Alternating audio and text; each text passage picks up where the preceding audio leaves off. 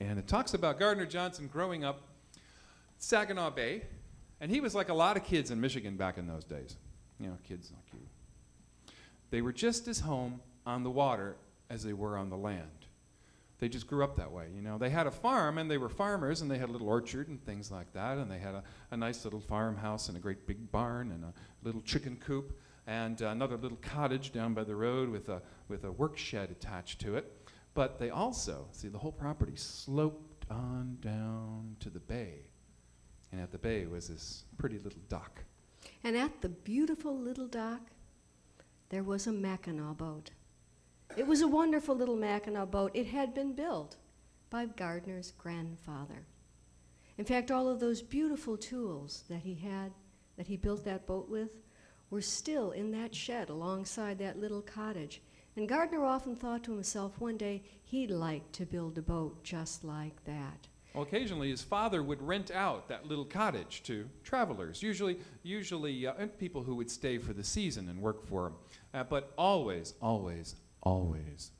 to a nice married couple. In fact, Gardner's father told him, don't ever, ever, ever rent to a single man. Well, one day, Mr. Smith came to town. He was coming through, and he was kind of a, down on his luck guy, just one little suitcase. And he was coming through, and he needed a room badly. Gardner didn't like the looks of him, and Mr. Johnson ended up renting the cottage to him anyway. And he went up to Mr. Johnson, and he said, "Dad, I really don't like the way this guy looks."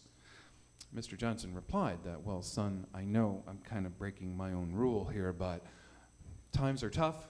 Mr. Smith needs a place to stay." He said he's very handy, and we could use an extra hand here right now, so I'm going to rent him the cottage.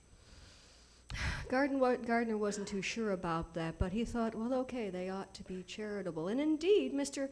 Smith proved to be very useful. He mended the fences, he helped with planting the crops, and he did something that was truly extraordinary. Yeah, Mrs. Johnson had always, remember I said that had that little chicken coop? Well, the chickens, of course, were very important. First of all, they laid eggs, and they produced a little bit of income and a little bit of eggs. And when the chickens got a little older, they produced food themselves. But Mrs. Johnson had always dreamed of having more than just a few chickens. She wanted to have not 10 or 20 or 30. She wanted to have 150 chickens. She had calculated tirelessly to figure out that if she had 150 chickens, she could eat so many, she could breed so many, she could have eggs, and she could have and feathers and all kinds of wonderful things. But she never had time, and Gardner's father never had time to build the chicken coop. Well, Mr. Smith was there right now, and he decided that he would indeed build that chicken coop. And he built it. It was not a small chicken coop. It was what you would call a chickominium. Yeah. It was the most fantastic chicken house. And she went out and she bought not one, not two, not three chickens, but indeed she bought 150 chickens. And she put them inside that chicken house. Now, Mr. Smith was rather pleased with his work, and the Johnsons were rather pleased with his work. And Mr. Johnson said, "So Smith, you're pretty handy." And Smith said, he says, "Well, yeah, I'm pretty good with my hands." And he says, "Though, I've been admiring your boat." And he said, "I've always had this dream of building a boat, and I noticed you have all these tools, and you have this fine barn, and maybe I could build a boat of my own." So Mr. Johnson said, "Well, okay, you've been handy, you've been helpful, you've been a nice guy, and sure, why not? But you have to build it on your own time, and you have to buy your own materials." And with that, the deal was struck. So Mr. Smith started to plan his boat. He started designing that boat. He started drawing out some plans, and then eventually he lofted that boat, and he had it out there. And you know how kids hang around sometimes and they watch you working on a project? Well, all the kids up there in Michigan, as we know, they were at home on the water, so they came out to look at the plans for Mr. Smith's boat. And the kids were looking at the plans, and they knew it didn't really look like a Mackinaw boat. Didn't look like a canoe. Didn't look like a bateau. Didn't look like any boat they'd ever seen. And you know how sometimes kids can be songwriters? They made up their own song. Went, hey, Mr. Smith, what do you know? Your boat's too small to handle freight, but it's much too big to row. So if all you kids could join us. Hey, Mr. Smith, what do you know? What do you know? Your boat's too small to handle freight, but it's much too big to row. And Smith would just look at him and say, it'll be big enough for what I need it for.